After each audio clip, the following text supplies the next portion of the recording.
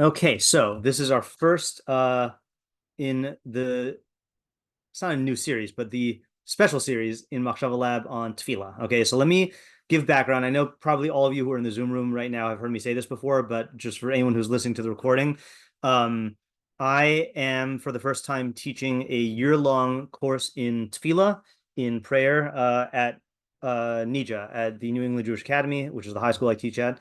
And I am designing not from scratch, but I am designing. This is the first time I've been given a year-long course on Tefilah, and so I am designing a year-long course as we go.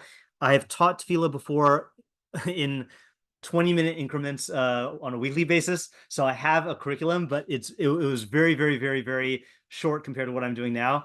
And what I've done this summer is I went and I wanted to kind of examine Tefilah from the ground up and completely re-examine everything with fresh eyes and see where that takes me. And took me to, it's already taken me to new places, but I have been going over this over the summer. And I think the place where I have most, like I guess publicly shared this is in my Rambam the Kiyus podcast, which I've done in like 10 to 20-minute increments. So if you've listened to that before, there's going to be a lot of repeated material for the first couple sessions of this. But even if all of you have listened to that before, I am looking forward to learning through the sources with you because obviously on a podcast you can't talk back and ask questions. And as always, when we learn stuff, then when we discuss things, then new ideas come up. So I'm not even going to apologize for going over stuff that you've known before because the more we go through it, then the more we'll see. And I'm using this as a testing grounds for what I present to the high schoolers. Okay, so we're going to go from the ground up. I agonized over how to start and changed my mind a bunch of times. And what I've decided to do, I'm going to share the screen now, is we're going to go slightly out of order. Okay, we're going to start with, I think, the sources that are the most familiar to the most of us, which is the Rambam in the Mishnah Torah. And we're going to go through just a bunch of facts, which we will be examining in depth over the course of the next couple sessions. Okay, so first, let's say half hour, we're just going to be going through facts, not analyzing anything in depth. And then we're going to start with the first piece that led to new insights, and then we'll just take it from there. Okay, so Rambam's Mishnah Torah, for those who aren't familiar, is the only book written by any Jew on all halacha for all 630 mitzvahs, whether they're practiced now or whether they're only practiced now, or whether that sentence is starting off weird, whether we practice the halacha now or not. Okay, so even halachas that we don't, mitzvahs that we don't keep anymore, because we don't have the Beis Mikdash, the temple in Jerusalem, the Rambam will still codify. And the book is organized in a topical. It's organized by subject. So he is split into 14 books, each of which has a theme. Each of the 14 books is split into sections of halachos, which have sub themes. Each of the sub-theme sections is split into chapters, each of which has a theme, and then the chapters are split into small halachos, which progress in a logical order. Okay, so that sounds like a logical presentation, but no one presented anything like this until the Rambam. Okay, so in the Mishnah Torah, the first place you will encounter a mention of Tefilah is in a list of mitzvos at the beginning of the book. He lists all 613 mitzvos, and he lists them in the order of the Sefer HaMitzvos, which is the book he wrote before the Mishnah Torah in preparation for the Mishnah Torah. So what I have here is the first 15 mitzvos. And the reason why I'm reading all 15 is to show you where Tefilah shows up in the list. The list is not in order of importance all the way through, but in the very beginning, it does seem to be in order of importance in some way, okay? So I'm just going to read the titles of the mitzvah, not all the psukim. Or I'll read everything, but I'm only going to type the titles of the mitzvah. So mitzvah rishonim mitzvah say leda sheisham eloka. So the first mitzvah is to know that there exists a God. Okay, Shneimar, as it says Anochi Hashem Elokecha, as it says I am Hashem your God. 2, liyachado, literally to unify him. Okay, which means to unify him in your mind. Shneimar, as it says Hashem Elokeinu Hashem Echad, Hashem is our God, Hashem is one. 3, la'ahavo, to love him. Shneimar, v'ahavta is Hashem, you shall love Hashem your God. 4, liyira mimeno, to be in awe of him. Shneimar, as it says Hashem, Es Hashem Elokecha Tira, you shall fear Hashem. Okay, then we get to our mitzvah. Mitzvah number 5, okay, is Lihispalel lo, to So this is my practice here. So in English, you would say to pray to him, because the word prayer to me is so not Jewish. Then I use the Yiddish word to daven. Okay, and I know daven just means prayer, but I like using the Yiddish word so we dissociate it in our mind from prayer. Okay, so to daven to him, Shneimar, as it is stated, Va'avadatem es Hashem Elokechem.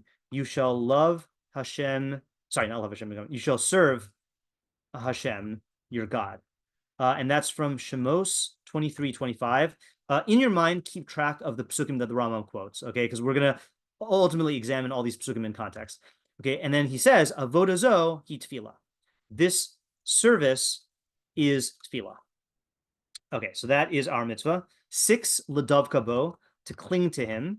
Shneimar, as it is stated, uvosit bak. Oh, sorry, I'm not typing in the translation. Or to cleave to him. Okay, you shall, as it says, you shall cleave to him. 7, lihishabeh bishmo, to swear in his name. Shneimar uvishmo tishaveh, as it says, you shall swear in his name. 8, lihidamos bedrachi of hatovim v'hayisharim, to emulate his good and upright ways. Shneimar, as it says, v'halachta bedrachi, as it says, you shall walk in his ways. 9, l'kadishmo, to sanctify his name. Shneimar, as it says, I shall be sanctified in the midst of the children of Israel. 10, likro kriya shema pamayim b'chol yom, to read the reading of the Shema twice each day. Shneimar, as it says, you shall speak of them when you sit down in your house and when you walk on your way, when you lie down and when you rise up. 11, lilmod Torah ulalamda, to learn Torah and to teach it. Shneimar, as it says, you shall teach your children. 12, likshor tefillin barosh, to bind tefillin on the head. Shneimar, as it says, you shall have, they should be signs between your eyes, or they should be tefillin between your eyes. 13, likshor tefillin bayad, to bind tefillin on the arm. Shneimar, as it says, ukshartem laos al yadacha, literally on the hand, you shall bind them to your hand.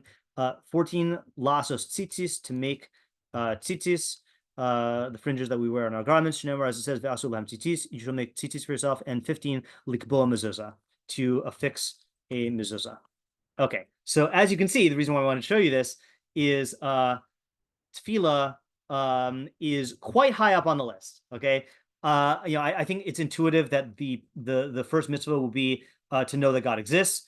Very close second, ironically second, is that God is one, to know that God is one. Love of God, hard to argue that should be more important than these, but 3 like makes sense here. 4, to be in awe of him. And then you have tefilah, and tefilah supersedes cleaving to God, swearing in his name, emulating his ways, sanctification of God's name, which was one of the arguably the mission of the Jewish people. So it's quite up there. Okay. So that is the first thing we note about tefilah. Okay. Now, even though I just said that we're going to go over facts, I guess if you have any questions or observations, let me know. And what I want to do is, I think maybe it'd be most efficient if I put all the questions and problems at the top. Okay, so questions and problems, and that way we could just easily scroll up to them and not have them interspersed with the text. Okay, but again, our main goal right now is just to familiarize ourselves with the basic facts here. Okay, so any questions so far? And again, we're pretending that we know nothing about tefilah because I want to examine this like from the ground up. Okay, so I mean, in general, all questions are welcome, but even basic questions are extremely welcome because I want to see this through fresh eyes. Okay, any questions or comments here? Yeah, Ayala? It's just interesting to me that he clarifies about a Zuhi tefillah by this one, but not by any of the other ones. He Yeah. doesn't like explain all this. Okay. Okay, good. So one question, which is going to be a question, I think, on every Rambam source that we do today is okay, I actually, if all of you knew absolutely nothing about tefillah, I would ask a double trick question, which is, where does it command us in the Torah to daven? Okay. And I think people who did not know this fact already would assume that there is a pasuk that says, you shall pray to God, but there is no such pasuk. Okay. So the pasuk that he quotes is avoda, and then he has to explain that avoda is tefillah, because otherwise you wouldn't know that the pasuk has anything to do with the mitzvah that he mentioned, because so far, I guess, of these 15 mitzvos, each title he comes up with a mitzvah is stated in the psukim. I guess actually it's funny. You're right. I guess totavos, he doesn't say totavos is tefillin, and he doesn't say Anochi Hashem L'Kachas Hashem. Yeah. So the question is, I guess, why does the Torah express the commandment, the mitzvah to daven as you shall serve him? Okay, why present tefillah as avoda, service, instead of as tefillah? Okay, good, nice, basic question. Okay, anything else? Okay, moving on. The next place you would encounter tefillah in the Mishnah Torah. In fact, actually, I should have put this on the source sheet. So just to show you the organization of the Mishnah Torah here. So you have 14 books. The book of the knowledge, which deals with fundamentals of Judaism and the mitzvahs associated with fundamentals. The book of love, which deals with mitzvahs that are designed to remind you constantly of God and to promote love of God. Okay, and then times, which is mitzvahs that are on the calendar or at specific times. Women, which deals with marriage and divorce, and mitzvahs have to do with marriage and divorce. Kedusha, which has to do with the mitzvahs of prohibited relations and prohibited foods. Hafla, which deals with utterances, so vows and oaths and vows and oaths. Zraim, the book of seeds, which deals with agricultural mitzvahs. Avoda, which deals with public sacrifices and the Beis Hamikdash. Korbanos, which deals with individual sacrifices. Tahara, which deals with purity and impurity. Nezikin, which deals with damages. Kinyan, which deals with acquisitions. Mishpatim, which deals with torts. And then Shoftim, which deals with judges and the setup of the nation. So Tefilah is in the book of Ava, in the book of love. So the first book, the first section is Kriya Shema, the reading of the Shema.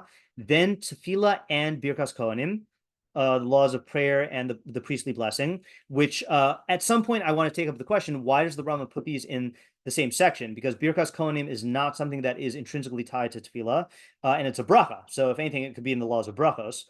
Tefillin, mezuzah, Sefer Torah, tzitzis, brachos, all blessings, and then milah, circumcision. Okay, so it's in Tefilah Birkas Kohanim, and then the formulation there is, he says in the beginning. So the Rambam always starts off each section by telling you what mitzvahs he's going to cover. So he says, Yish b'chol shtei mitzvos.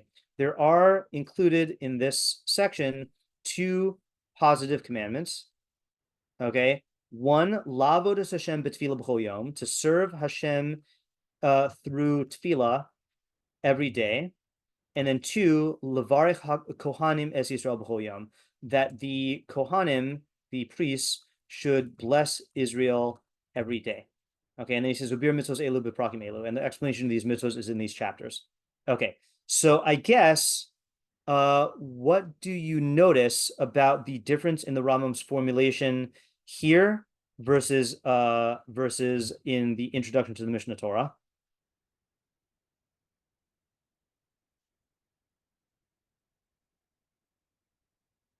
Yeah, Tamar? I'm not sure if this is right, but maybe like identifying tefillah with avoda versus serving Hashem with tefillah. Yeah, okay, so I was thinking something similar. Let's just look at the words again. La'avodas Hashem b'tefillah b'chol yom. So he leads with avoda as if the main thing you're doing is avoda, and you're doing it through the particular form of tefillah. Whereas in the list, he just straight up says to engage in tefillah, and only in explaining the source does he say, serve Hashem. And by the way, this service is tefillah. Okay, so let's list this as our second question, which is, why in the intro to the Mishnah Torah, into the intro to the Mishnah Torah, does he formulate the mitzvah as to daven to him, and only brings in avoda to explain why the pasuk expresses it this way? But in the intro to Hilchos Tefilah, he says, he formulates it as to serve Hashem through Tefilah every day. Okay, which places the emphasis on the genus, okay, service, and then the species, okay, Tefilah. Okay, I don't know why I formulated that in genus species terms, but yeah. Okay, so there is another difference though that the you can comment on this or say the other difference. I was gonna say the other difference, Yeah, or sure. maybe another difference is that it says b'chol yom. It Yeah, specifies every day. exactly. And So also, I was here, wondering if that's normal in like the Rambam's formulation in the Kotsaros. good question. Okay, so we have a basis of comparison. So let me just list the question first, which is why in his intro to the Mishnah Torah, I'm just gonna go MT. The MT, does he just say to daven without specifying a time frame, whereas in the intro to Hilchos Tefilah, he incorporates every day into the formulation. Yeah, okay. Now Ayala's question is this typical, right? So you'll notice, let's compare it to another mitzvah that's a daily mitzvah in the Mishnah Torah. We're reading the Shema. Likros Kriya Shema Pa'amayim B'chol Yom, to read the Shema twice each day. So there he does say that it's a daily mitzvah. And then in the Koseres, in the introduction to Hilchos Kriya Shema, he also says Likros Kriya Shema Pa'amayim B'yom. Okay, so it does seem to be a bit inconsistent, meaning his formulation of the Shema mentions the daily aspect in both locations, but for Tefilah, he only mentions the daily aspect of it in the formulation of Hilchos Tefilah. So that's a good observation here. I'll add that. Okay. In contrast, say to the mitzvah of Shema, for which he mentions in both places that this is a daily mitzvah, or I guess a twice daily mitzvah. Okay, good. Okay, moving along. Now, this is where we're going to go through a lot of facts. Okay, and we're not going to analyze this and break down all the questions here. Okay, so these are the basic facts, and I actually translated this a long time ago. So I'm gonna this is my translation, but I'm gonna maybe modify it as we go. Okay, so but if you do have a question, like a factual question, then be sure to ask it. But we're not going to do like an analytical breakdown type questions because then we'll be here all day. We'll do that later. Okay, mitzvah saseh lihispal b'chol yom. It is a positive commandment to pray every day. Okay, and I'm noting here the word lihitpalel literally means to judge oneself. Okay, shenemar, as it says, v'avadatem es Hashem Elokechem. You shall serve Hashem your God. Okay, mipi hashmuel lamdu amru. From the oral tradition, we say Avoda zo hi tefillah, that this service is prayer. V'ne'emar, and it is stated u'lovdo b'chol levavchem, and to serve him with all your heart. Amru chachamim, the sages said, ezu hi avoda shabalev, which is the service of the heart, zo tefillah, this is prayer. V'ein minyan hatfilos min Torah, the number of prayers that you have to say every day is not from the Torah. V'lo mishne hatfilazos min Torah, the text, literally the teaching of this prayer is not from the Torah. V'ein letfilah zman kvua min Torah, and nor does this prayer have a set time from the Torah. Ulefikach, and therefore, nashim v'avadim chayavim b'tfilah, women and servants are obligated in prayer. Lefi shehi mitzvah saseh shelo hazman grama, because this is a positive mitzvah whose obligation is not caused by time. So the Rambam here is referencing a principle in halacha in general, which is that women and servants are exempt from time-bound positive commandments. And you would think, I think a lot of people would think that tefillah is a time-bound positive commandment because the way that we daven today is 3 times a day at specific times.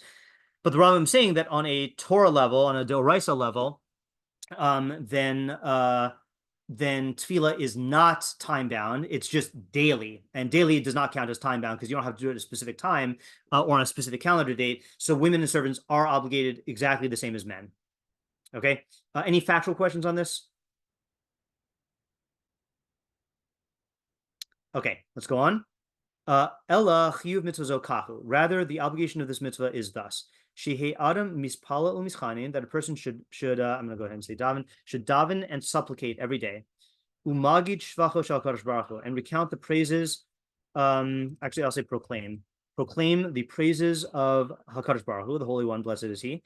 V'achar kach shoel tzarachav shu tzarach lehen b'vakashu v'tchina, and afterwards he should ask for his needs, which he needs. V'achar kach, with request and supplication. V'achar kach, and afterwards he should nosein shevach v'hodaya Hashem al hatova shishpi lo. He should give praise and thanks to Hashem for the good which he bestowed to him. Kol echad echad kvi kochu, each person in accordance with his capacity. Okay, so basic mitzvah, you just praise God, you ask for your needs that you need, and you give thanks and praise, and you do it according to your own capacity. Okay. So then he gives examples. Im haya ragil, if a person were accustomed to do so, marbe betchina uvakasha, he would be profuse, or he would be, I have a better word for this, excessive, okay, in supplication and request.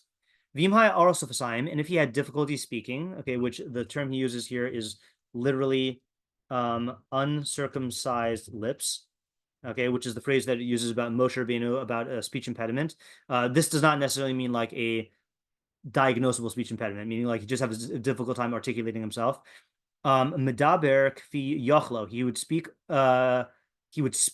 okay, which means he would speak his prayer according to his ability, uvachol eshirte, and at any time he desired. V'chein minyan tefillos, likewise, the number of prayers. Each person, kol echad v'echad, kfi yachalti, each person davened according to his ability. Yesh shemispalel pa'am achas b'yom, some would daven once a day. V'yesh shemispalel pa'amim harbe, others would daven many times. V'hakol hayu mispalim nochach hamikdash, everyone would daven facing the mikdash, facing the temple, no matter where he was. B'chol makom sheyihiyeh. I arrived at a new translation of this. Wherever it was, okay, because we have a permanent location of the Beis Mikdash now.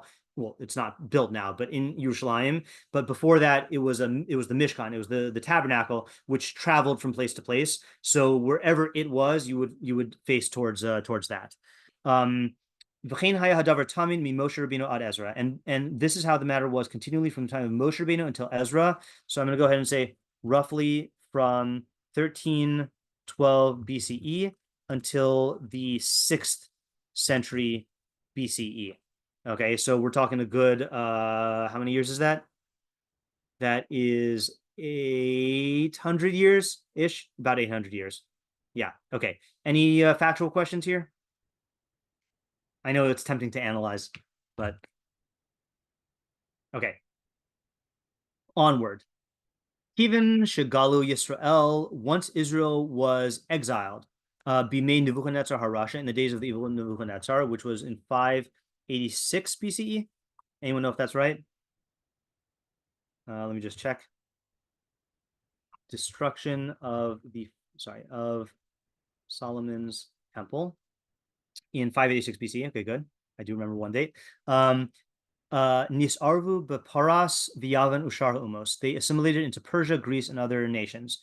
V'noldu lahem banim ba'artzos hagoyim, and they had offspring in the lands of the Gentiles. V'osan habanim nisbalbala sfasam. The language of these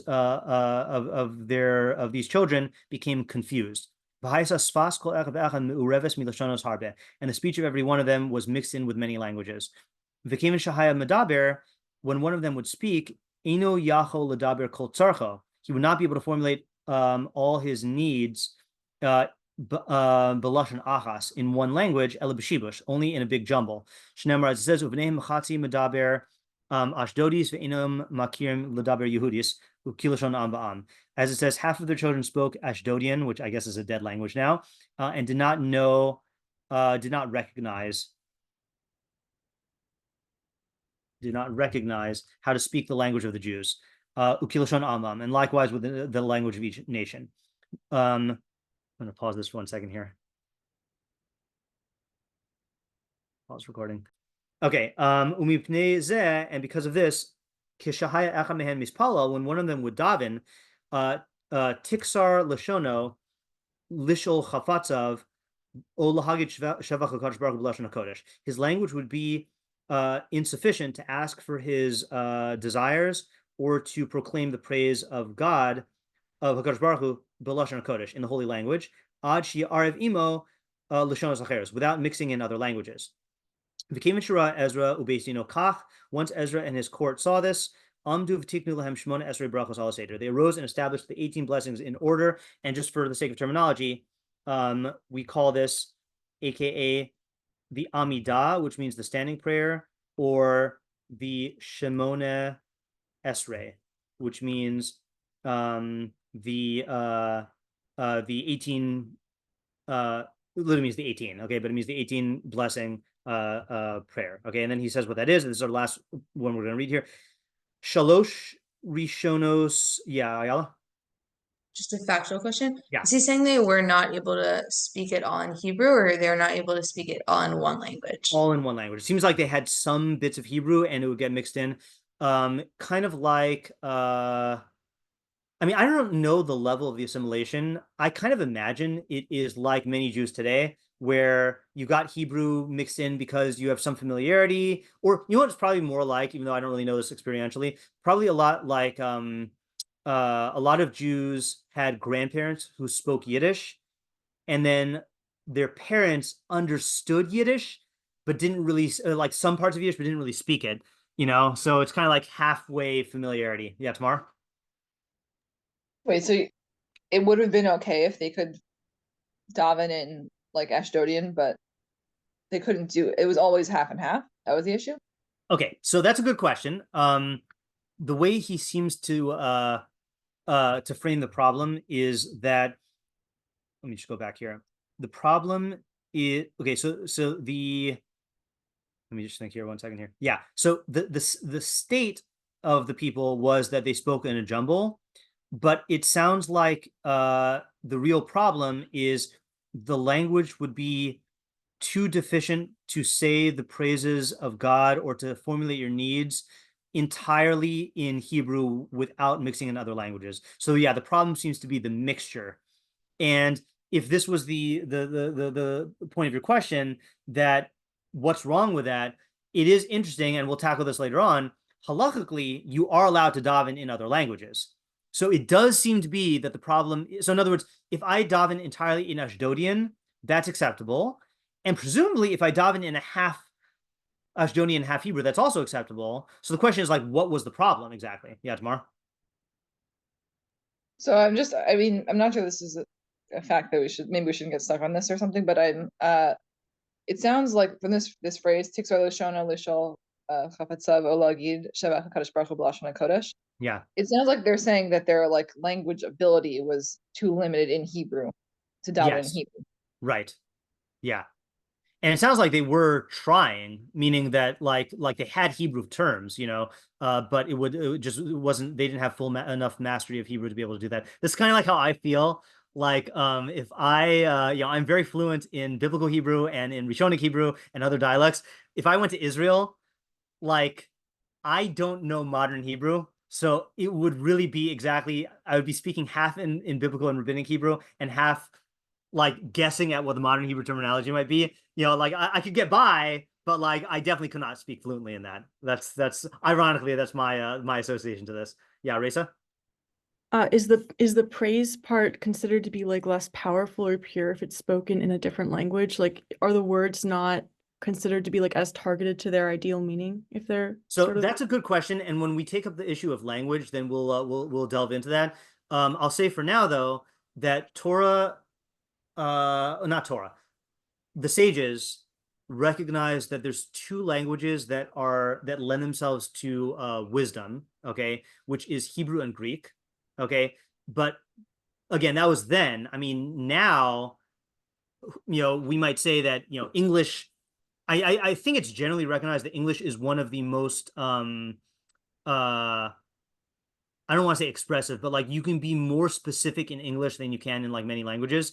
So so it's not necessarily the precision that is the problem. So, but the question that you're raising is like, well, what exactly is deficient about the other languages such that like Hebrew's preferred, and we'll definitely have to take that up. Yeah. Okay.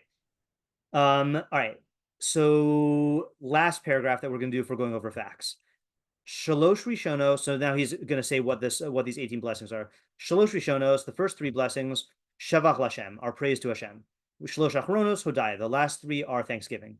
The Emtsayos and the middle ones, the middle 12, Yish Bahen She'elas Kol Hadaraim Shehin Kamo Avos L'chol Chefte Ish Ve'ish U'Letzarche Hatzibur Kulam.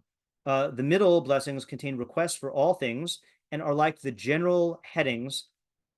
Okay, literally Avos means like primary categories. Actually, let's say the primary categories for the desires of each and every person and for the needs of the entire community. Okay, so why did they do this? Kulam. Hold on. Oh, this punctuates it differently. The needs of the community as a whole. Kedei sheyihiu aruchos b'fiakol, in order that they should be arranged in everyone's mouths. The yilmadu osam bimehera, osam, and that they should learn them. Okay, so I guess the authoritative one doesn't have the word quickly. V'tiye tefilas elu ha'ilegim, and the prayer of, what I'm saying here. By the way, the reason why I'm modifying this is because there are different versions of the Rambam, and I think when I wrote this translation, I didn't have access to the good version. So the davening, actually, I'll say the tefillah of the stammerers would be tefillah shlema, would be a perfect prayer. Tefillah's bal halashon hatzacha, like the prayer of one who possesses clear speech. I'm going to say, yeah, actually, that's good. The eloquent speech, I guess. Tefillah hatzacha. I don't know what sacha literally means. I'll say clear for now. Umipnei inyan zeh, and because of this, tiknu kol habrachos, the court of Ezra established all the blessings, hasidur vatfilos, and prayers, hasidurus, b'fi kol Yisrael, that are ordered in the mouths of all Israel. Kedei sheyihye kol inyan bracha aruch b'fi ha'ilek, so that the theme of each bracha, I guess that the this inyan is always hard to translate. So that the theme, concept, subject, idea of each bracha would be arranged in the mouth of the stammerer. Okay, so that's the birth of the Shemona Esrei. Okay, which is our main tefillah and all the brachos. Okay, any other factual questions here? Yeah, tomorrow. Okay, I forgot where this is. Is this in the Mishnah Torah? This is in the Mishnah Torah, yeah. Okay, is this like a normal thing that he would do where he talks about like when the development of the Dirabanan happened? Okay, good question. So the answer is no. Okay. And the reason why I suspect he does this, well, okay, not the reason. A reason why he would have to do this is because out of all mitzvos in the Torah, I believe tefillah has undergone the most radical change. Okay. And so if you took Moshe into a shul today and he would say, what are these guys doing? And you'd say, oh, Moshe, they're davening. And he'd say, what is a shul? He'd say, what are these prayer books? He'd say, why are people saying things like and responding? Why are you rushing to get there at a certain time? Like almost everything about tefillah is radically different. So I don't know if that is sufficient to explain why the Rambam does this. But it is a something that makes tefillah unique that would account for why he might do it here and not other places. Yeah, that's a good question. Okay, so ordinarily, so this is all just factual background, okay? And we almost hit my time goal, which is a half an hour through. Okay, so in the past, the way I've taught tefillah is I have used the Mishnah Torah as the primary text and gone through line by line and arrived at understanding of tefillah, okay? And not to cheapen this, but if you've heard me talk about tefillah at any time before, the general way I start saying tefillah is that, lehis palel comes from the shoresh of pei lamed lamed, which means to judge. Lehit palel is to judge oneself. Lehit palel Hashem means to judge yourself in Hashem's framework, and then we take it from there, okay? But this year, what I did is I said, you know what? I got to learn from the beginning. And the Rambam has a hidden introduction to the Mishnah Torah, which is the Sefer Mitzvos. Okay. In fact, I meant to do this before Maimonides, before I started shiur. I want to look up when the Rambam wrote the Mishnah Torah and when he wrote the Sefer Mitzvos. Okay. So Rambam lived from 1138 to 1204. The Mishnah Torah he wrote between 1170 and 1180. Okay, so when he was in his, what is that, 30s? Yeah, when his in his 30s and 40s, I guess. Okay, so 1170. Okay, the Sefer Mitzvos he wrote. See if we know this even. Maybe we don't know. I guess we don't know. I mean, he says he wrote it. Basically, what happened was the Rambam wanted to write the Mishnah Torah because he wanted to write a halacha book for everyone. And then what he said is, he says, you know, I want to cover all 613 mitzvos, and I want to make a list of all 613 at the beginning of the book so that you can see that nothing is omitted. But then he says, I knew, though, that if I wrote this book and I listed all the mitzvos in the beginning, people would challenge my count and say either that I'm counting things as mitzvos that shouldn't be counted, or I am omitting things that should be counted.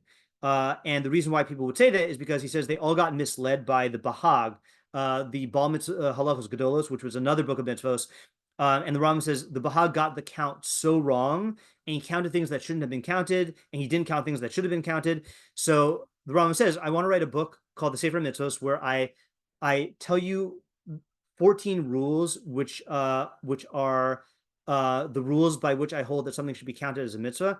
And then I go through each of the mitzvos to tell you what they are. And then I'll write the Mishnah Torah and go into all the halachos. So that's what the Sefer Mitzvos is. Okay. And that's why I'm calling it a hidden introduction to the Mishnah Torah, because technically it's not part of the Mishnah Torah, but he wrote it as a preface to pave the way for the Mishnah Torah. And he wrote it in Judeo-Arabic, whereas the Mishnah Torah was written in Hebrew. So all we have is translations of the Judeo-Arabic. So if you really want to learn any mitzvah, and I talked about this on the Rambam Bakios podcast, if you want to learn any mitzvah, you should read the mitzvah in 4 places. Okay, read the formulation in the Sefer Mitzvos, read the formulation in the list of mitzvahs at the beginning of the Mishnah Torah, read the formulation at the beginning of the section of the mitzvah, and then read the mitzvah in the first part of the halachos. So what we're doing is doing that right now. Okay, so what we're going to do is read the mitzvah in the beginning of the Sefer Mitzvos.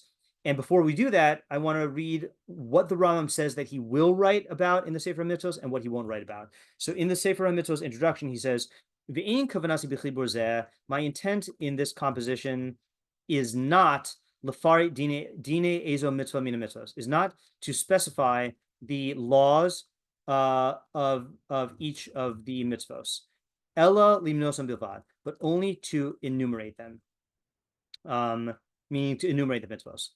V'im afresh mehen mashahu b'shas haskarasan, and if I explain something of them when I mention them, hare afarshenu rak al derech perush Hashem, I will only explain them by way of explaining the name of the mitzvah, kadesh yodea hatzivoy hazeh, so that sheyivada, probably, so that it will be known mahu, what this commandment or prohibition refers to, v'shem zeh al mahu nemar, and what this term refers to. Okay, so in other words, in the Mishnah Torah, he's going to spell out every halacha. In the Sefer Mitzvos, he's only going to explain enough so that you know what he means when he says the mitzvah of Kriya Shema, the mitzvah of Tefillin. Okay, so we should expect the Rambam to say very little. Okay, and if he says anything, what does that mean? It means that you need to know this detail to know what the mitzvah refers to. Okay, so this is going to be the first text that we're going to analyze in depth. Okay, so let's read and translate and analyze it. Okay, anyone just have any questions before we read it about like what the Rambam is and is not doing in the Sefer Mitzvos? Okay, so again, Mishnah Torah, spelling out all the laws. Sefer Mitzvos, what is the mitzvah and what does the name of the mitzvah refer to? Okay, so here's what he says. So mitzvahs to say 5. Okay, hatzivu shnis tavinu ba'avodaso yisale. This is the commandment which we have been commanded in avodaso, in serving him. Okay, literally his service. Okay. Ukvar nichpal hatzivu yazeh kama pa'amim. This commandment has been repeated, okay, in Chumash or in the Torah, several times. V'amar, he said, V'avadtem is Hashem Elokechem, serve Hashem your God. Okay, now that's the same pasuk he quoted in the introduction to the Sefer Mitzvos and in the first halacha. V'amar, and he said, V'oso savodu, him shall you serve. Okay, that is Devarim 13:5. V'amar, and he said, Ula ovdo, and to serve him. That is Devarim 11:13.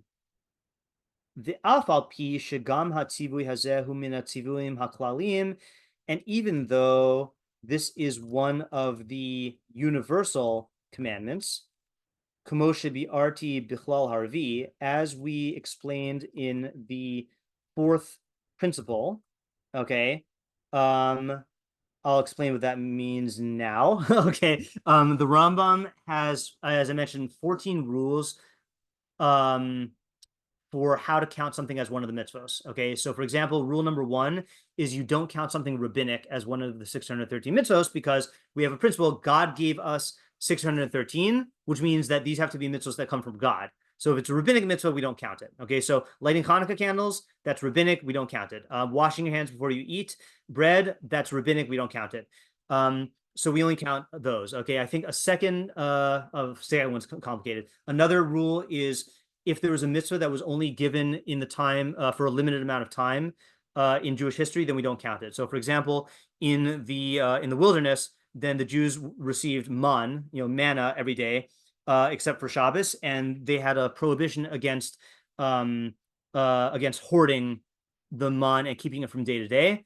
And they had a mitzvah to collect the man, a double portion on Friday. Okay, so those were mitzvos, but they were only mitzvos in the midbar for those 40 years that they got the man, and we don't count that now. Or let's say during the revelation at Sinai, they had a mitzvah to make boundaries around the mountain and to not cross the boundaries. That was an actual mitzvah with halachos and with penalties, but it was limited in time, so we don't count it. Okay, so the 4th principle says we don't count any statement of the Torah that encompasses all commandments. Okay, so for example, you have a statement in the Torah that says ushmartem es kol mitzvosai, for example. Okay, keep all my mitzvos. So the Rambam says don't count that as one of the 613. Okay, or the Rambam says the mitzvah of kadoshim tihiu, you shall be holy, really is talking about all the mitzvos, because all the mitzvos make you holy. We say asher kiddushanu b'mitzvosav, that God sanctified us through his mitzvos. So you don't count that as one of the mitzvos. Now, to me,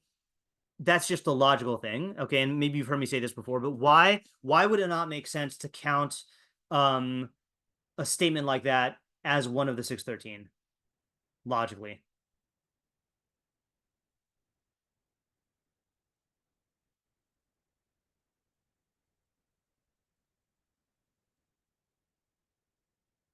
Yeah, Tamar?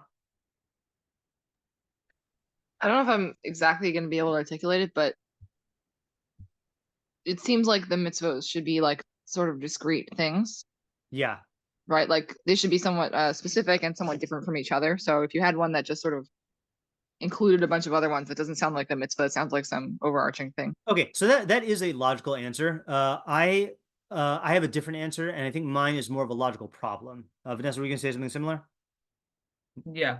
Yeah. Okay. So to me, I think the answer is that whenever you have a list of rules, then implicit in having a list is that the rules should be followed. So if you listed follow the rules as one of the particulars, then it's redundant. So like the example I like to give is if you have a public pool, you have no running, no splashing, no diving in the deep end, no diving in the shallow end. And if you had a rule that says follow all the rules, you'd be like, what does that mean? Like the list itself presupposes that I'm following all the rules. So why do you need to command me about a particular thing? So same thing here. You don't want to count as part of the 613 of follow all 613 because that's implicit. Okay. So here he's saying, even though this is one of the universal commandments, as we explained in the fourth principle. Okay. And then what he's saying is, and therefore this shouldn't be listed as one of the 613. Okay. He says, Har yesh bo yichud. It contains a specific injunction. Kihu tzivui al tefillah, because it is a commandment about tefillah. Veloshen sifri, okay, in the language language of sifri, which is a collection of halachic midrashim, okay, on the I always forget. I think it's no, I don't forget this. It's on Bamidbar and Dvarim. Okay, on Bamidbar and Dvarim. Okay, so this is Chazal.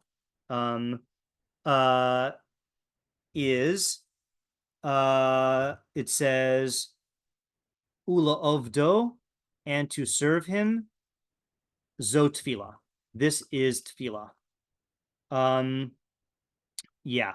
So one of the things the Rambam does, this is just the pattern here in the Sefer Mitzvahs, is he'll tell you what the mitzvah is, he'll quote the psukim that it's from, and then he'll bring support from Chazal to show that this should be counted as a mitzvah, that Chazal recognized it as a mitzvah. Okay, so this is one of his supports. And then he says, V'amru od, and they also said, Ula ovdo zo Talmud. And to serve him, this is Torah study. V'amru uv'mishnaso sh'Rabbi Eliezer b'no Rabbi Yossi HaGlili, and in the Mishnah of Rabbi Eliezer, son of Rabbi Yossi HaGlili. So this is another midrashic compilation. Amru, they said, Minayin le'ikr tefillah b'soch mitzvos. From where do we know that that tefillah, that the root of tefillah is included in the 613 mitzvos? Mehacha, from here. Es Hashem Elokecha tira oso savod. Hashem, your God, you shall fear. Oso savod, him shall you serve. That is Devarim 10:20. Okay. V'amru, and they said, again in Sifri, in Devarim 13:5, Avdehu b'toraso, Avdehu b'mikdasho. Serve him with his Torah, serve him in his sanctuary. Kolomar, meaning to say that Shihei hamatar lihispalabo, that the aim is to daven in it. Okay, meaning in the sanctuary. V'nochacho, and facing it. Moshe Bir Shlomo, as Shlomo explained in 1 Melachim 1:8 and 23 and 20 and 35. Okay, so that's the Rambam in the Sefer Mitzvos. Okay, so let us now ask questions, either factual questions or like analysis questions. And when you ask questions on this, also fair game is questions on this in light of what we read elsewhere. Vanessa. I have a question on the first Sefer. It says, and to serve him, this is Tefilah, and to serve him, this is Torah study. That seems to like either I'm misunderstanding or it seems to contradict what the Rambam saying of this is a discrete mitzvah, whereas the Sefer seems to say, no, like serving him, whether it's in Torah study or Tefilah, like everything you do should be like, that's what I'm getting, or maybe I'm just misunderstanding. Okay, yeah, so let me clarify that. Okay, so what the Rambam is saying is that that the phrase serve God in isolation means can be understood in a universal way or in a specific way. In the universal way, it means keep all the mitzvos. And in the specific way, it means tefilah, but it also means specifically Torah study. You lost me at the end. The Yeah. Torah study bit is catching me. Yeah. So that is a question, which is the Rambam just throws in Torah study. Okay. So I'm going to formulate this question here, which is the Rambam started off saying that avoda has a universal and a particular meaning. The universal meaning is keep all the mitzvos, and the particular meaning is daven. Okay. So far, so good. But then he throws in the Sifri, which says that avoda has a second particular meaning, study Torah. Okay, so the question is like, what is the relationship between all three activities? I guess all three meanings. Okay, in other words, how does avoda mean A, keep all mitzvos, B, daven, and C, study Torah? Does that cover your question? Okay, good. Tomorrow. Can I ask a question on the Mishnah Torah? Yes. So this explanation that the languages got mixed up and that's why they had to like codify the text. Yeah. I guess what's the significance of language? And then also, is there anything else going on? Is it literally just about speaking distinct languages, or is there something about like people's ability to formulate things in terms of conceptually being able to express and think about the idea? Okay, so I misunderstood what you meant when you said a question on the Mishnah Torah. So that is a question that I'll list, but we really are not we're gonna focus on the Sefer Mitzvahs for today. But I'm gonna list it, and I'm gonna list Race's question from earlier also. Oops, sorry. Why is this giving me problems here? Okay, whatever. So one question is in what sense? I'll just combine these into one question, I think, and we'll go in depth when we get to it. In what sense is Hebrew the preferred language for Tefilah, and in what sense are other languages problematic? Say your question one more time tomorrow. I feel like I might have missed a nuance.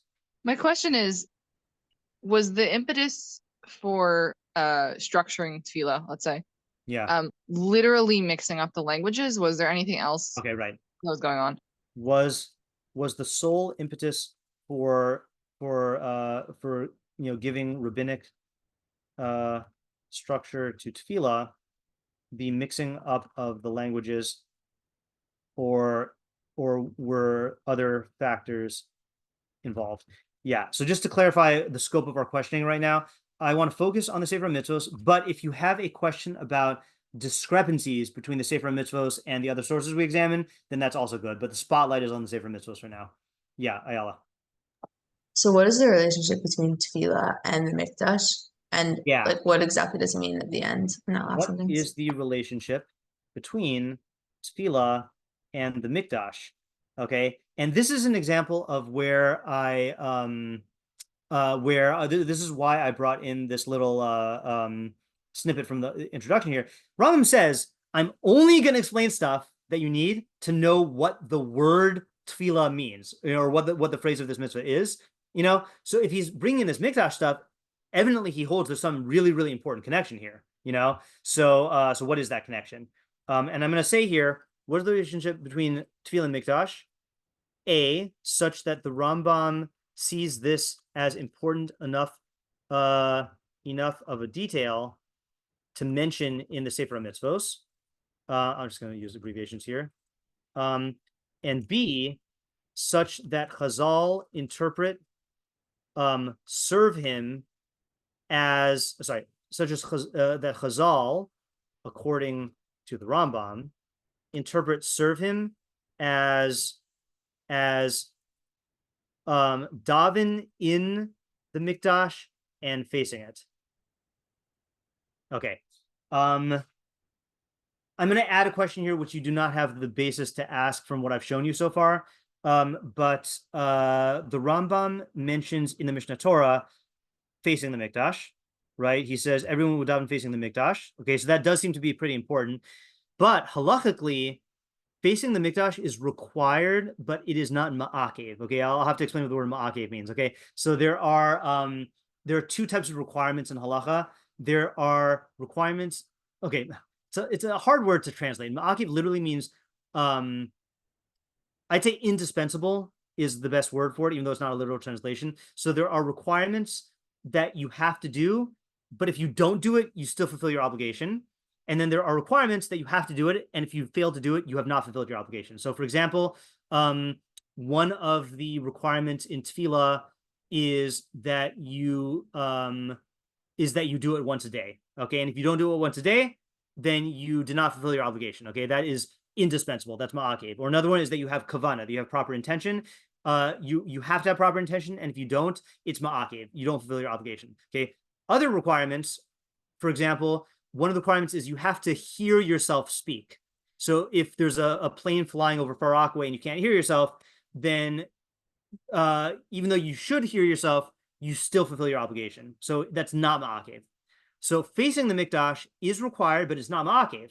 Okay, so it's strange that the Rambam elevates this one detail to such a high level that he incorporates it into the initial presentation in the Mishnah Torah and puts it in, gives it a front row seat in the Sefer mitzvos. Okay, so I'm just going to write that down also. C,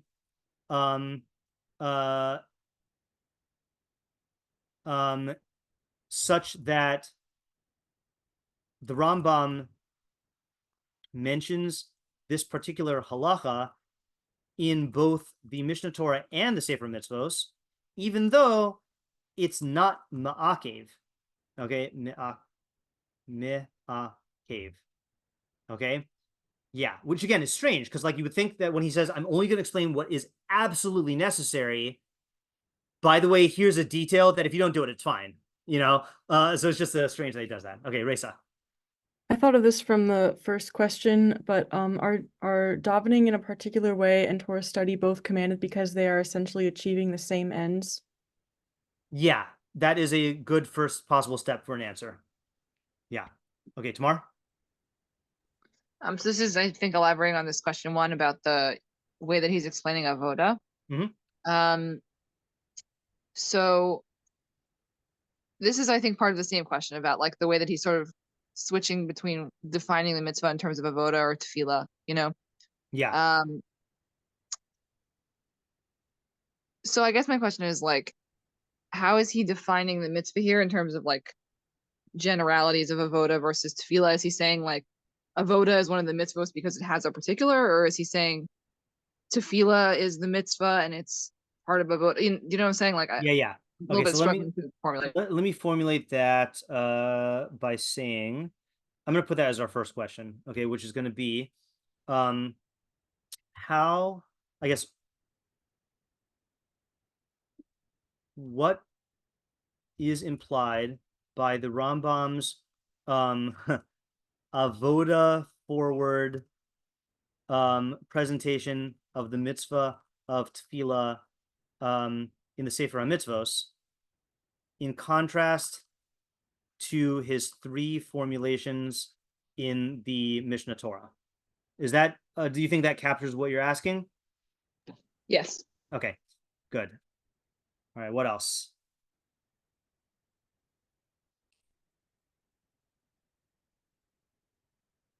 Yeah, Ayala? Just like, what is the role of each of these psukim? Yes, okay, good. I was hoping someone would ask that. Okay, so what is the role of each of these psukim? Okay, so it's not uncommon for a mitzvah to be stated multiple times in the Torah, but I do feel like it is uncommon for a mitzvah to be stated a ton of times. Okay, and I have not even gone through and checked to see whether the Rambam is giving an exhaustive list.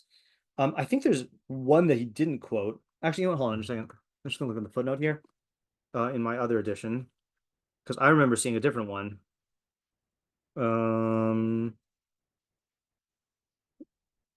Just one second.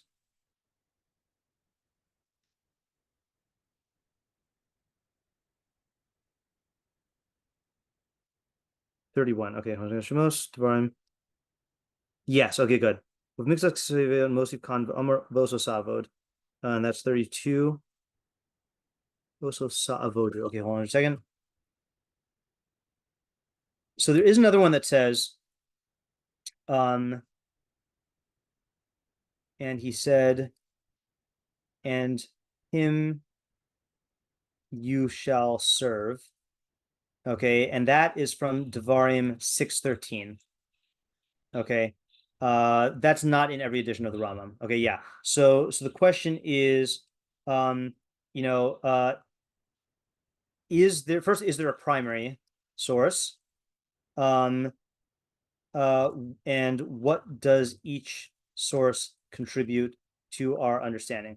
Now, if there is a primary source, I think it's the one in Shemos, because he quotes the one in Shemos in the list of mitzvos here, and he quotes it in the beginning of the Mishnah Torah as the first one, and he quotes it as the first pasuk in the Sefer mitzvos here. So I think Shemos 23-25. If we are assuming that there's a primary one, then that's the one. Yeah, Vanessa. I think my question ties into, I think we have like half an answer, but how do I want to word this? Why do we not have a more explicit command to like That's a good question. in a specific way? Like why are we saying it like this so vaguely and so many times? Like, is Tefilah a much larger concept than we're understanding it to be, or like whatever, all the implications of that. Okay, good. So that's even more primary than this question, which is, why does the Torah command us in Tefilah by calling it avoda? Okay, why not say, daven? Yeah. Okay, good. And if I had to pinpoint, I keep on alluding to the fact that I have a radical shift in my view of Tefilah here. This is the missing piece. Okay, in other words, all throughout all my Tefilah classes, I always treated it as though the essential idea of Tefilah is Lihis Palal. But because of the Rambam, I am now viewing it as avoda is the main thing, and Tefilah is a particular explanation almost of avoda. Palal being like beseeching? Being self-judging. Okay, thank you. Yeah. Okay, other questions?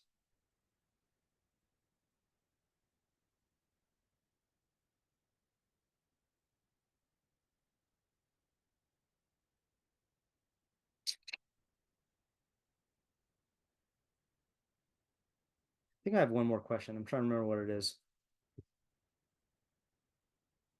Oh yeah. Okay. If I asked you, according to the Mishnah Torah, okay, what is this mitzvah? Like, what does the Torah level mitzvah of Tefilah entail? What would you say, just based on our reading the Mishnah Torah? Could you repeat the question? Yeah. What is the mitzvah of Tefilah based on the way it's presented in the Mishnah Torah? I'll help you cheat by putting it on the screen. Like if you were writing the Sefer Mitzvahs, right? Rambam's goal in the Sefer Mitzvahs is to write enough so that you know what this word Tefilah refers to. So what would you say the mitzvah is? Reading Shema twice a day means read the Shema twice a day. Natilas Lulav means pick up the Lulav, Esrog, Arava, and Hadas. So what is the mitzvah Tefilah according to the Rambam in the Mishnah Torah? That a person should daven and supplicate every day. Okay. By doing these three things, saying praise, by saying thanks. Praise, request, and thanks. Okay. What do you notice is conspicuously missing from the formulation in the Sefer Mitzvos?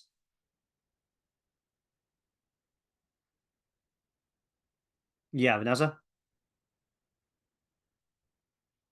My fault for coming late. Yeah, Tamar? Does it not say to do it every day? Oh, that's one thing. Yes, it does not say to do it every day. Okay, what else doesn't it say? Praise request. Yeah, praise request, thanks. Okay, right? So like so this is a big problem. Okay. So the question is if the goal of the Rambam's formulation in the Sefer Mitzvos is to tell you what the word, tefillah, what the mitzvah is, okay, how could he possibly omit the fact that this mitzvah is daily and omit mention of praise, request, and thanks? These would seem to be the essence of the mitzvah, right? So like if you now take a step back and you ask yourself, okay, if I'm writing the Sefer Mitzvos, what would I write? I would say there's a mitzvah of avoda. It means to engage in shevach, bakasha, and hoda'ah once a day. But instead, what does the Rambam do? He says there's a mitzvah of avoda. It means tefillah, and it means learning, and it means facing the mikdash. Well, what's the it? How much do I have to do it? Like, it's bizarre, Yeah, Ayala? Is this what he says? How does this compare to what he says in the other mitzvahs? Yeah, so let's look at a sample case here. Okay, so let's compare the Shema, because that's just easiest. So Shema actually we have all three of the Shema cases here. Okay, so Shema in the beginning of the Mishnah Torah is Likros Kriya Shema Pamayim B'Yom. Read the Shema twice a day. Okay, in the introduction to Hilchos Kriya Shema, mitzvah to say achas v'hi Likros Kriya Shema Pamayim B'Yom. There's a mitzvah to read the Shema twice a day. In the beginning of the Mishnah Torah, Pamayim B'Yom B'chol Yom Korin Kriya Shema. Twice a day we read the Shema. B'erev v'boker. In the evening and in the morning. Shnemar v'shach b'chal v'kamecha, when you lie down and when you rise up. B'shas shah sheb'derech b'nei adam shokvin v'zehu laila u'b'shah shederech b'nei adam omdim v'zehu yom. This is at a time when people lie down, that's night, and a time when people stand up, that's day. Umahu Kore, what does he read? Shalosh Parshios Elu, and he tells you what the three Parshios are. Okay, and then in the Sefer Mitzvos, which should be quoted here, I think. Sefer Mitzvos.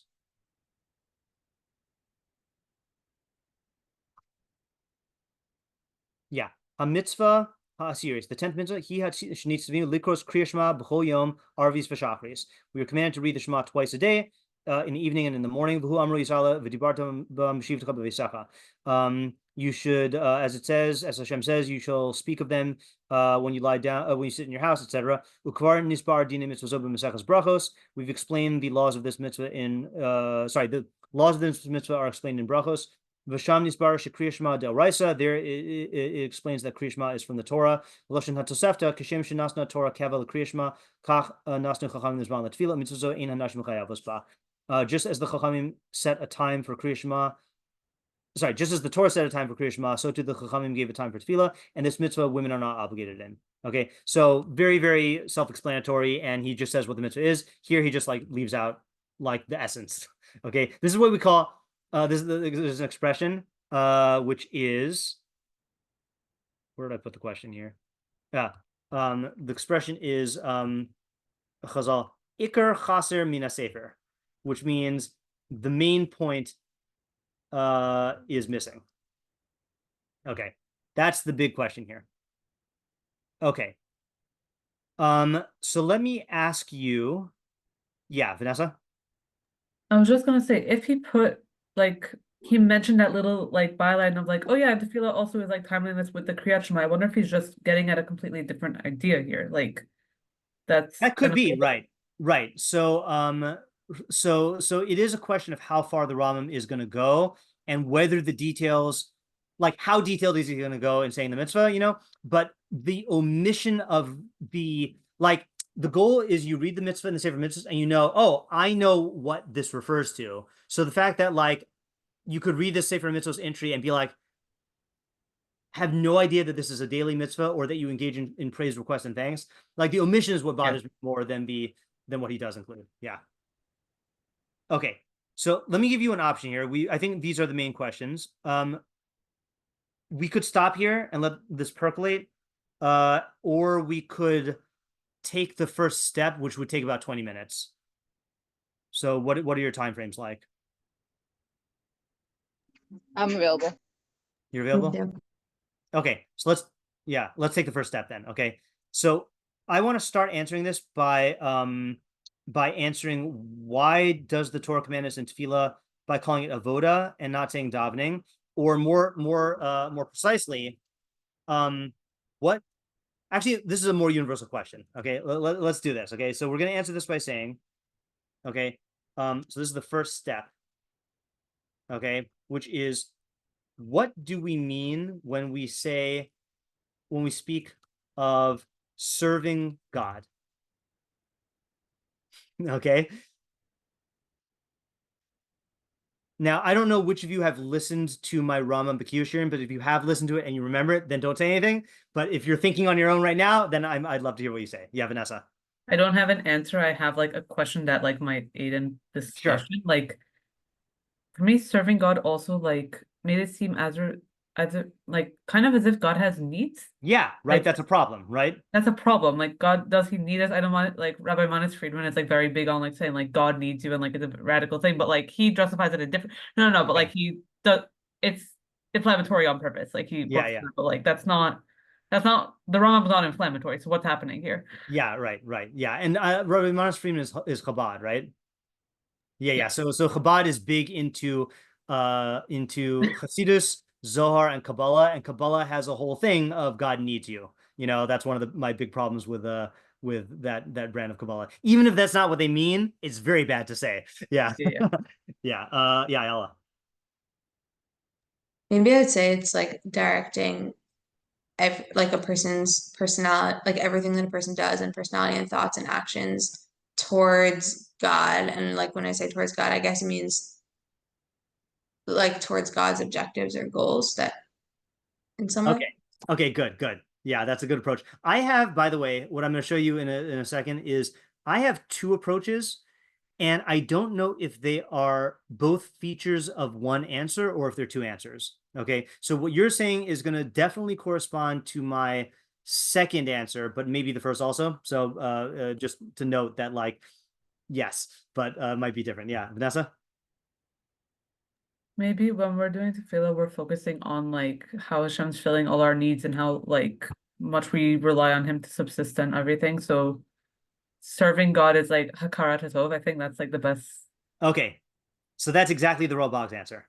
Okay, cool. So that's what we're going to do. Okay, so the first answer is, so when I taught this a long time ago, I went to the Ralbag, and I wouldn't say I was self-conscious about it because I like the answer, but I was like, you know, it'd be nice to look at the Rambam. But then I saw in the Yad Pshuta, which is my favorite commentary on the Mishnah Torah, Rabbi Nachum Eliezer Rabinovich also quotes the same Ralbag. Okay, so that's what now I feel more comfortable quoting it. Okay, so this is easy to remember because it is in Pasuk 613 in Devarim. Okay, the Pasuk Oso Savod, and the Ralbag says, oh, I forgot to translate it, so I'll translate it now. I'll translate as we go. Ralbag says, Devarim 613 says like this: the Oso Savod, him shall you serve. Yadua, it is known that service is intended in one of three ways. I mean, you'll see really quickly he's talking about just the word service, not specifically to Hashem, but in one of three ways. Okay. One is that the servant serves the servee. I know that is a weird sentence, but like that's the literal translation of the Hebrew.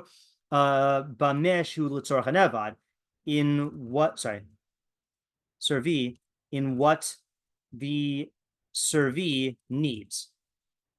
The zos avoda lo titachim b'Shem yisale. Okay, and exactly as Vanessa said. Actually, I'm going to make this into I can make this into outline. Yeah. Okay. This service is not possible b'Shem yisale with regards to Hashem. Okay, exalted is he. Kihu baruchu, for he, blessed is he, bilti tzarich l'davar minivrav, doesn't need anything from his creations. Okay, so exactly as Vanessa said, primary meaning in the word service is to do something to fulfill someone else's needs, but you can't apply that to Hashem. Okay. The second one is Shirae ha'oved shehu eved lene'evad b'mesh yitztarach ha'eved sheyishal tzrachav me'adonav lahoros al she'enu shali b'tichas davar mehem v'lo yihiu lo ki'im me'adonav shehu shali al kinyanim hahem. Long sentence. Okay, is that the servant demonstrate that he serves the servee, okay, in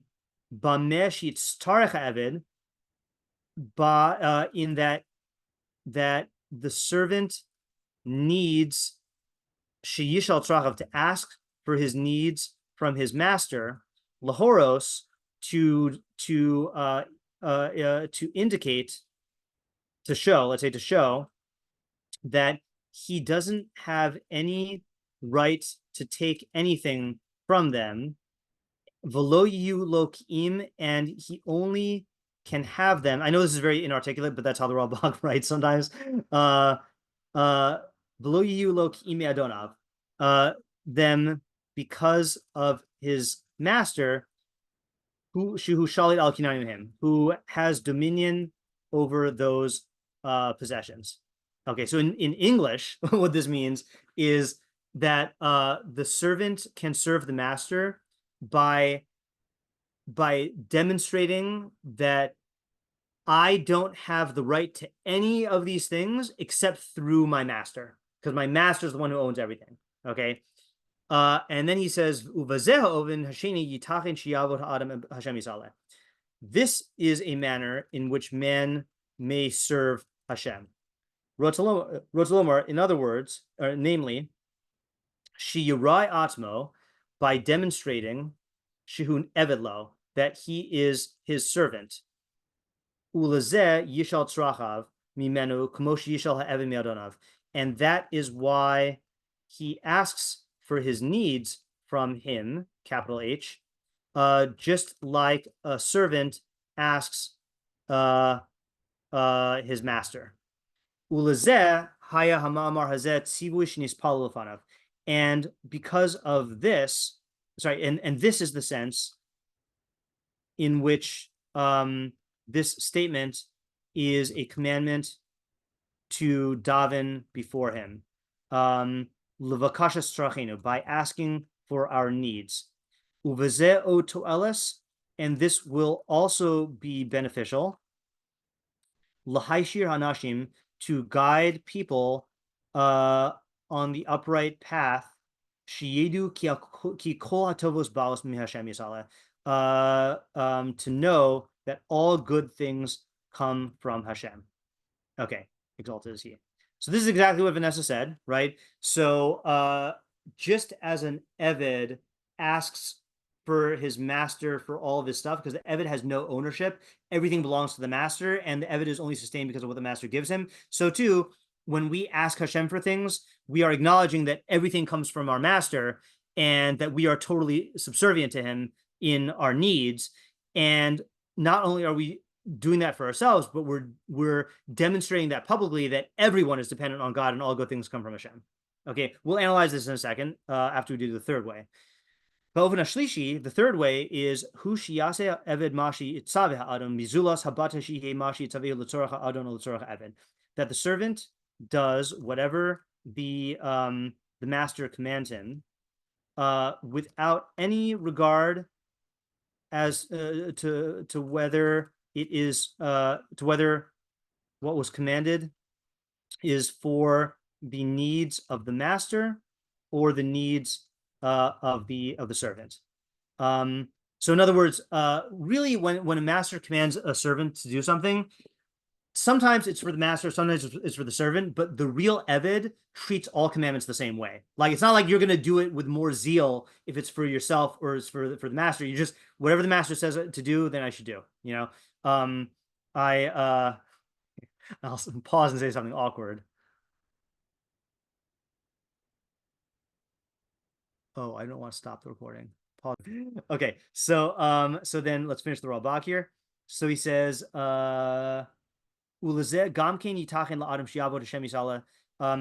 in this sense, it is also possible for man to serve Hashem. And according to this, the meaning of him shall you serve, sorry, capital H, of him shall you serve. Where are we here? Him shall you serve. Shekamosha Oved Sha'eved Osen Mitzvos Adonav Kain Tekayim Mitzvos Hashem Yisrael, is that just as a servant does what his master commands, so too we should do what Hashem commands. Okay, so there you have a false meaning, okay, which we cannot apply to Hashem. That is not what I intended to do. I meant to do this. Then we have the Rambam's particular meaning of Tefilah, and then we have the universal meaning of do all the mitzvahs. Okay, so the question is, and this is not like, I don't think we're gonna get a new idea out of this, but what I want to get here is like, can we unify, like, maybe that's the wrong word here. Let me think for 1 second. So to me, maybe you don't have this problem, but to me, it's like, if I said, if we're talking about the third meaning, and I say, okay, serve God, okay, what does that mean? It means just like a servant obeys his master no matter what, so too we obey God no matter what. So serving God equals keeping all the mitzvahs. That's very, very straight across, okay? I would love it if we had an equally succinct way to explain how serving God is Tefilah, okay? But what do we have instead? We have, just as a servant manifests the fact that he doesn't have any ownership over things and he only gets sustained by going to his master and asking for them, so too we in Tefilah turn to God for our needs and ask for, like, it's just a more cumbersome, like, like definition. So can we have like a succinct, like, how is Tefilah serving God? It still doesn't feel like serving God. Yeah, Tamar. I don't think this is going to fit in with the language exactly, but it's like positioning yourself as a servant. That's exactly what I was thinking. Okay, yeah.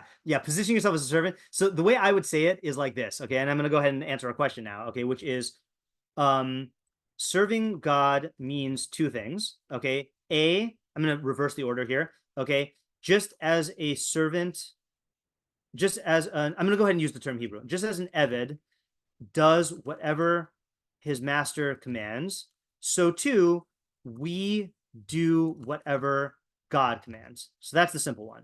Okay. Then the second one is, just as an Eved turns to his master for all his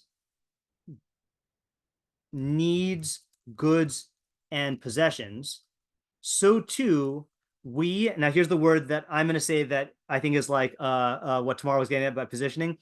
We manifest our Evedness by turning to God for all our needs, goods, and possessions. Okay, so it's like a demonstration of our Evedness to God by asking him. In other words, when we ask God for our needs, we are acting out our true state of Eved-like dependency on Hashem. But we're doing so, in action through Tefilah. Does that make sense? Okay. Okay, so I mentioned that that is one answer. Okay, and that's from the Ralbag. And I actually just want to really quickly read. There's one more Ralbag on Shemos. I'm not going to write the translation here, but he says, Yadua ki'in hamuchuvan. So this is the pasuk that the Rambam quoted in Shemos 23:25. Va'avadatem es Hashem Elokechem, serve Hashem your God. Uberach es lachmecha ves meimecha, and he will bless your bread and your waters. V'asirosi machla mikribecha, and I will remove disease from your midst. Okay, so the Ralbag says, Yadua ki'in hamuchuvan bezos avodah shenasharis Hashem. It's known that the intent in this avodah is not that we serve God. He doesn't need anyone else. Ve'ena meha avodos hanasos lo b'mikdash, and this does not mean one of the avodos that we do in the mikdash, because that's also what you associate with avoda is the korbanos. Okay, why? Ki hakohanim levad yasua. Those avodos are only done by the kohanim. V'zos mitzvah, but this mitzvah in Parshas Mishpatim is for everyone. So it's clear that this avoda means we ask God for our needs. Just as a servant asks for his master what he needs. It's clear that this avoda is tefillah.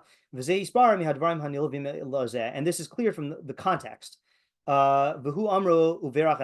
It says right afterwards, and he will bless your bread and your water. So it's clearly talking about serve God and he will provide you with water and bread. So obviously the service here must mean asking God for water and bread. And then he says, this is also what is said by the Levim, la'amod l'sharis b'shem Hashem. Later on in Devarim 18:5, it says to stand and minister in the name of God. Sefer Ezra,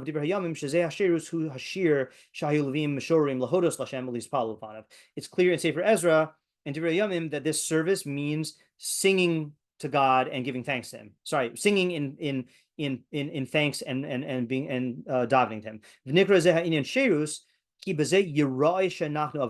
is again similar idea.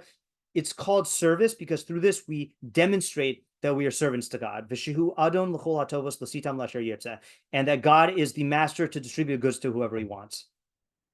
Okay, so that is an idea of serving God through tefillah, which means we are acting as an eved to God. And this fits in very nicely with what we learned last night in Pirkei Avos, that when you ask God for stuff, you should ask as someone who needs what you're asking for, instead of asking as someone who doesn't need what you're asking for. That's the essence of tefillah.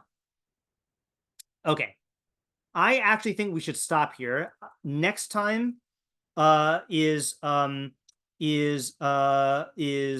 Rambam's explanation of what it means to serve Hashem, and that's going to be like what Ayala said, okay, which is like what Ayala said, okay, good